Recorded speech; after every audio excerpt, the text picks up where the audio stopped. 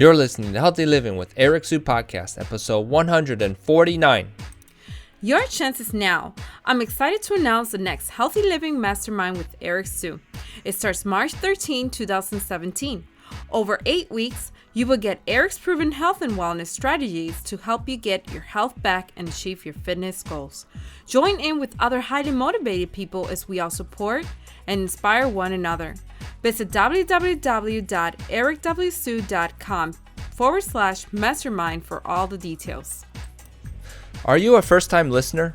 Hey, welcome. My team and I hope you enjoy this episode. If you are a long-time listener, we thank you for your continued support. Do us a favor and share this podcast with all your friends because they deserve this amazing content as well. Okay, now on to the good stuff you all have been waiting for. Health tips, wellness advice, no hype. Welcome to Healthy Living with Eric Sue, the show that inspires, motivates, and educates you towards your healthiest life. And now your host, Eric Sue. Hey guys, Eric Sue here. Welcome to another episode of Healthy Living with Eric Sue. We have an outgoing and fun yoga instructor with us today. Her name is Liz Gregerson. We'll be talking about yoga for women, pregnant women, and children. So without any delay, let me introduce you all to Liz. Liz, are you ready to make it happen? I am ready. Thanks, Eric. No problem. Liz Gregerson is the owner of the ohmMother Yoga Studio in West Dundee. After being introduced to yoga in 2005 and being a dedicated student for almost a decade, Liz followed her passion for the practice and became a certified yoga instructor in 2013. Liz's other interests include mindfulness, meditation, and spirituality. When she's not at the studio, you can find her at home chasing after her 2 adorable little kids with her husband, Scott. Liz, that was just a little bit about who you are. Can you share with us a little bit more on how you got started? Sure. Yeah, I got started with yoga. I had been kind of a dancer for most of my childhood and my teenage years. And after I really stopped doing that around, 17, 18 years old, I was looking for a way to exercise, and yoga kind of felt familiar to me. It's a lot of stretching, and that's what a lot of dance is. So I kind of just fell in love with it and had an on and off practice for about a decade. And sometimes I'd be really into it, and other times I would weigh off a bit. But I really just fell in love with it, and I decided that's kind of where I wanted to take my life. And I found a job at a yoga studio, became a yoga instructor, and my path has just kind of been moving forward ever since. Very good. Excellent. We'll dive into the topic of the day. However, before we get into it, here's a unique question that our audience loves to hear the answer to, and it's, what's one cool or unique fact about yourself, Liz? I would say I am a musical theater junkie. So I love the theater, I love plays, I love musicals, I love to sing and dance and have a lot of fun with that. So I kind of enjoy, musical theater trivia and sing-alongs and all that kind of stuff. So I don't really know if a lot of people know that about me, but I'm sure a few people do. Some people do. Now everyone does. And I'm Exactly. sure that there's probably a few clips of you on Facebook perhaps doing something. Is there or no? I don't know if they're on Facebook, but they're probably out there somewhere. They're out there somewhere. Awesome. Very good. All right. So we had a pre-show conversation the other day, and we kind of decided on this topic of yoga for women, pregnant women, and children. Could you describe what you do a little bit more and how these types of people fit in?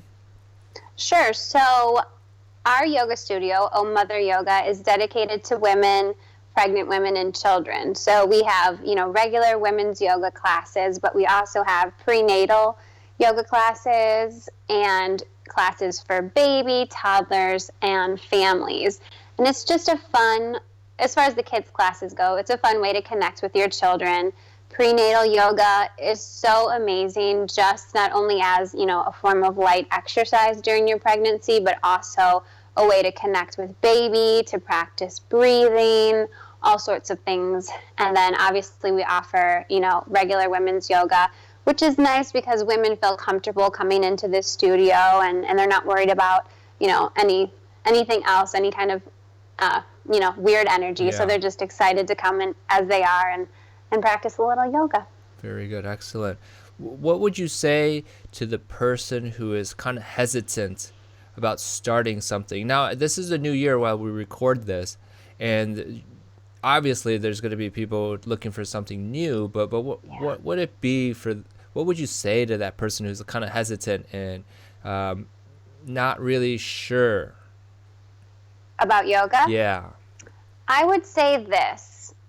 Yoga, what it means is to yoke or to unite or to bind. And what that really comes down to is you're just linking with your breath, with your movement.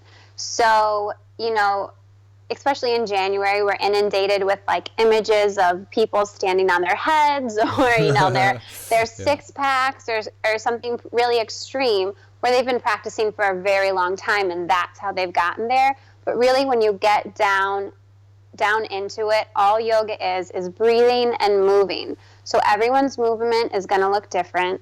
Everyone's practice is going to look different. There's some people that fall into yoga practices, where hot yoga or power yoga, and there's the flip side of that. There's gentle yoga, there's hatha yoga.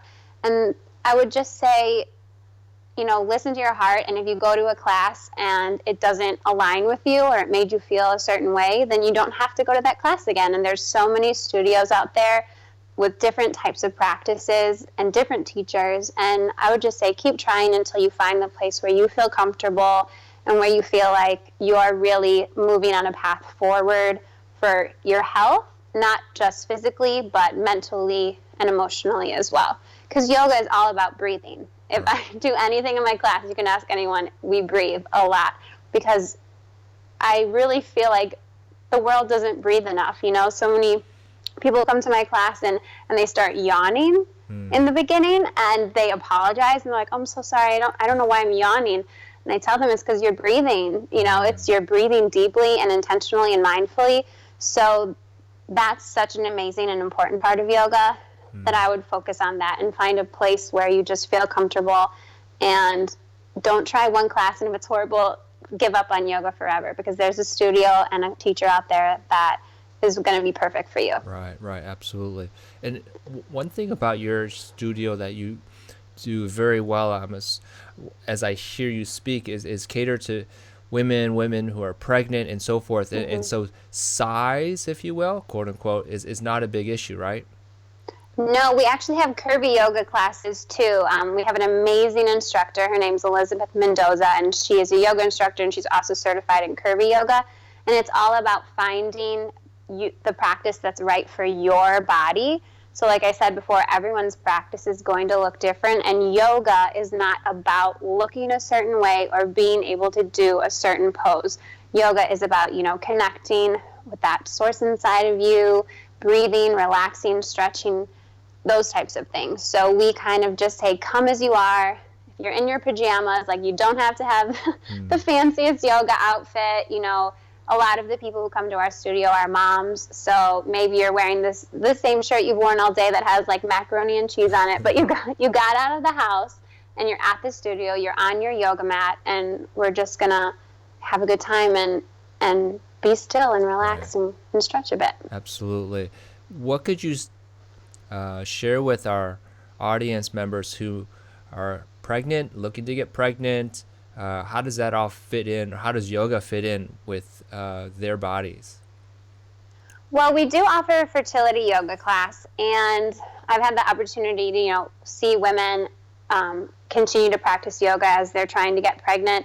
And one of the things I didn't really realize, or I knew happened, but I'd never seen it happen, is your hormone regulation. So if you're trying to get pregnant, unfortunately, the same part of your brain that deals with fertility also deals with stress. So fertility is kind of this like never-ending wheel of, I'm stressed out because I'm not pregnant, but I'm trying to get pregnant, and I'm stressed and pregnant, la la la. So yoga kind of balances you. It balances your hormones, and I've actually had women like come back to me in class and say, I went to the doctor, and the first time there was like activity going on with my fertility since I've been coming to your class. And it's also coupled with acupuncture and things like that. But it's just at least giving yourself that hour or 2 hours a week where you're just breathing and relaxing. That's going to help with your fertility if you're trying to get pregnant. When it comes to pregnancy, it's such an amazing time of your life, but it's also stressful. And the wonderful thing about prenatal yoga is that everybody in the room is pregnant too. So we always check in and say, oh, how far along you are, you know, what's going on. And, you know, someone might bring something up like, oh, I had this doctor appointment. This is what happened. This is what they said. And somebody else in the room will have been through that experience, and they'll be able to talk to them. And this is just this wonderful community kind of feeling where you're all in it together and you realize you're not alone, and you can kind of, you know, relate to these women. So not only is it amazing just to practice yoga to get ready for childbirth and keep your body strong while you're pregnant, it's also nice to be around women who kind of get it and are there with you. Yeah. And there's something called Lamaze, I believe, or something like that, which is a form of a breathing pattern, and yoga actually complements that, if not is a little bit more effective or something. I don't, what did you say about that? Yeah, so Lamaze is a breathing technique for childbirth, and it's a bit, I don't want to call it outdated because it's not outdated. It's just one of the many techniques that you can do, and a lot of techniques have evolved. So in yoga, when you're not pregnant, you're able to do a lot of different breath work, but when you're pregnant, you kind of keep it pretty simple. And we do different things like belly breathing or samavriti, which is same breath, just to kind of relax, focus your mind, things like that, which you can take then with you through your childbirth experience. As you know, you're moving through contractions or a C-section if you need to calm yourself down, things like that. And it's just the idea that, okay, you've been going to prenatal for a few months, so then it's almost like practice. So then by the time you're in the hospital and someone's telling you to breathe, you're not like, what are you talking about? You know, you kind of had that weekly practice of connecting with your breath. Yeah, absolutely. So then you also see a lot of regular women, women who are looking to just get in shape. Describe that program that you have for them, and so that people who are listening will feel comfortable Right. with what you are doing, and then just in general, right? Yeah, so our studio vibe in general is just a non-judgmental vibe. So like I said before, if this is the first time you got out of the house, come on in, you got out of the house, that's all that matters. We don't push ourselves into a place where our bodies don't need to be. You know, I always tell people, if it doesn't feel good, that's the only wrong way to do yoga. You know, stretching should feel good, and it should feel calming and relaxing and good. But if you're doing something and it doesn't feel right and it feels bad, then you just back off. So it's a lot of just moving to discover your body and discover your strength, but it's also knowing when you're not going to injure yourself, because that's not what yoga's about. Yeah. So our women's classes are very much geared towards the audience in front of us, and we kind of adjust things depending on who's in the room. But it's very just come as you are, non-judgmental, and relax and breathe for an hour. Yeah. I teach a lot of fitness-based classes, functional style, and it's the mindset that people come in with, perhaps expectations that we have to correct or just set correctly so that they get the most out of their time. Is that what you guys work on as well? Oh, for sure. I mean, for me personally as a teacher, I always give a student the opportunity to set an intention for their practice. So sometimes that is something physical, you know, like, oh, if my hips are really tight, or I'm working on my upper body strength or something. But also maybe their intention is just to not think about work for an hour, or, you know, like get clarity on something. So I'm always very aware that everybody's going to get, you know, what they want out of it, but it's also different for every person too, their reason for coming to yoga. Right. Then we had touched on the idea that children and being a part of the whole experience is amazing. Not only the little ones, but even the ones that are, I don't know, 8, 9, 10 year olds too, that come with their moms. Is that Yeah. something that can happen at your facility?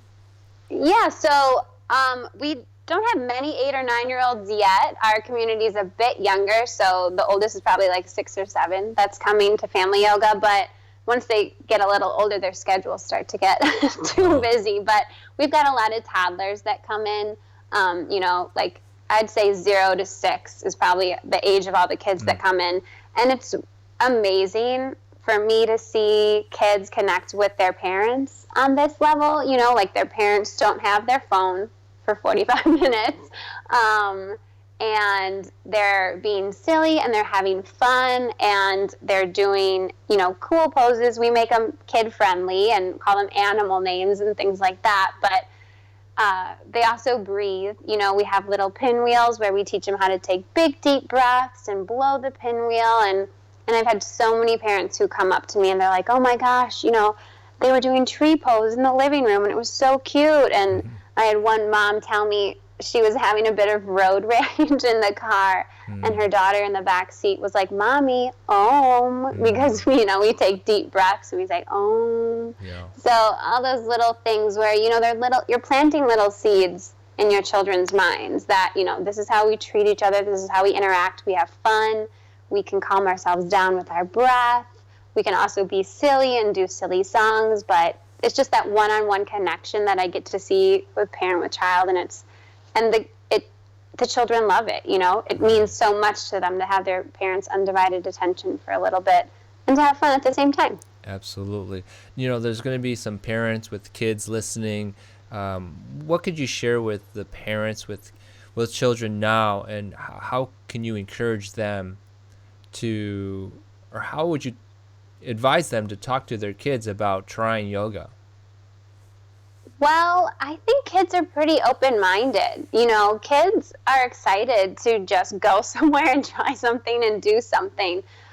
If your child's a bit older and maybe they need some convincing, you could, I don't know. I'd really just say the kids are probably more open-minded to it than the parents are. I've had a lot of parents come up to me and say like, oh, I can't come to top yoga for toddlers. Like my kid doesn't sit still. And I tell the parents that we have no expectations. In baby yoga, the baby might cry. In tot yoga, the toddler might run around the room. Like that's just part of the experience, but they always come back to the mat and they always are smiling and they'll jump in here and there. But toddler yoga isn't about teaching your kid to sit still, because I don't think any toddler should be taught to sit still because they're toddlers, but it's about funneling that energy into an intentional, pose or song or something like that and engaging with them, then teaching them how to just sit still and be quiet for 40 minutes, because that's not what you're going to get at yoga. But if anything, I would say the kids don't need convincing to try it. It's definitely the parents.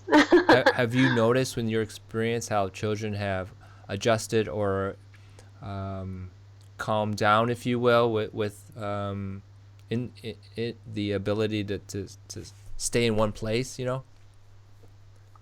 I would say, I always talk about breathing, I guess, but I would say teaching children how breathing affects us is one of the most amazing things I've seen. We do this fun little thing where we build a sun. We take a deep breath in, we lift up our arms, and then we exhale as we put our arms back down. And I've been able, like even with my own kids, when they start to work themselves up, they're not breathing. They're just escalating and crying and freaking out. And you can kind of say like, oh, can you take a deep breath? Can you build your sun? Like, let's try to calm down. And to give them something to do, like taking a deep breath when they're upset, it kind of shifts their perspective and brings them back down into the moment. And obviously it doesn't happen every single time because they're, children, but just the idea that you've practiced that in class and that that pose or that sequence or whatever that we do, and you can use that then when they're at home to kind of calm themselves down, just like we do in yoga, something like that. I've seen that with my own kids, and I've heard parents tell me as well, breathing and teaching their children how to breathe it's really beneficial. Yeah, absolutely. I was going to say that every little thing that they hear or see, I think kids pick up fairly quickly, would Mm-hmm. you say? Oh my gosh, very quickly. It's funny because the first couple of classes, if they've never been to the studio before, they might, be excited and their parents think they're not paying attention. But every time they come back, the parent tells me like, oh my gosh, we were in the grocery store and they started, doing that little song. And I'm like, see, they are paying attention. Like they are listening and they're watching what we're doing. They might be distracted at times and it seems like they're not doing it with us every single time, but they're absorbing everything we say and everything we do, and they remember. Yeah, absolutely. So we're getting kind of closer to the end of the show. What could you tell us, Liz, as a summary about what you offer, why yoga is for women, pregnant women, and children? Yeah, so that's what we offer at the studio. It's ohmMother Yoga in West Dundee. We have yoga for women, fertility, prenatal yoga, curvy yoga, and then all of our kids' classes. And we do that to kind of create like this safe, non-judgmental community for moms to come to connect with each other. Being a new mom is a very isolating experience. And so just to have a space where moms can come together and play with their kids or do a little yoga, it's really transformative, for the moms and for the kids as well. But we just believe that yoga is such an amazing practice. It helps you connect with yourself. If you're pregnant, it helps you connect with your baby. And if you're practicing yoga with children, it's helping you connect with your children on a different level as well. So we just try to offer as many opportunities for families to do that, to just connect and find a little peace and love from ohmMother Yoga. Absolutely. Very good. Well said. Before we let you go, I just have one other question. And can you share with us, from your expertise and your perspective, 3 fitness tips that you could share with our audience for fitness and good health? Drink water. That's my number one. That might be all 3, actually. No, for sure, drink water. You have to stay hydrated, whether you're pregnant, trying to get pregnant, or not even close to being pregnant at all. You just need to drink water. If you have a headache, drink water. If you're tired, drink water. Keep on drinking water. My second one would be to breathe. I think our society is very reactive, and we just feel all these emotions and feelings and let them all out. But sometimes it's good to take a deep breath before moving forward. So drink water, breathe, and my third would be find something that makes you happy when it comes to exercise. So, I love yoga. I could do yoga all day long and be happy, but I do not want to go for a run when I have friends that could run marathons in their sleep, So I would say just if you feel like you want to start exercising, you don't know where to start, just try different things until you find the one that really speaks to you and speaks to your soul. And that's where you're going to get the most health from. Because if you're forcing yourself to do something that doesn't feel good to you, you'll never stick with it and it just won't work. Yeah, you definitely found something that you are passionate about, and you took it as a career to help others. So I'm pretty sure everyone that knows you, they're very appreciative of what you do. Thanks. That's very kind of you to say. I'm sure I feel that when I talk to people on my end of the fitness spectrum, but for sure I can relate to how you may feel. But how do people get a hold of you again? Can you share with us those details? Sure. Our website is ohmMother Yoga, ohmMotheryoga.com. And we're also active on Facebook and Instagram. So if you just search ohmMother Yoga on Facebook or Instagram, you can check us out. And if you want to contact me, you can contact me through the website or Facebook as well. My name is Liz, so if you want to reach out, I'll be there. Very good. And we'll make sure we have all the contact information in the show notes. Liz, that was a quick 30. I appreciate the time, and people don't know this, but we got it done. We'll just leave it at that. We figured it out. We got it done, and perhaps we may do another one down the road. And Yeah. I might have to just stop by and just, check you guys out as well and get a personal experience Thank of what you. you're talking about, if that's okay. I don't know if you guys allow men over there. Yeah, well, we do. We have a lot of dads who bring their kids to yoga. So it's definitely, we let dads come in too. Okay, good. So we'll let you go. I appreciate it, Liz. I really appreciate it. And we'll talk to you soon. Thank you so much for joining us today on Healthy Living with Eric Sue. Head over to ericwsue.com for full recaps of every show and Eric's health and wellness blog. Your healthy living life is waiting for you. So stay active and be safe.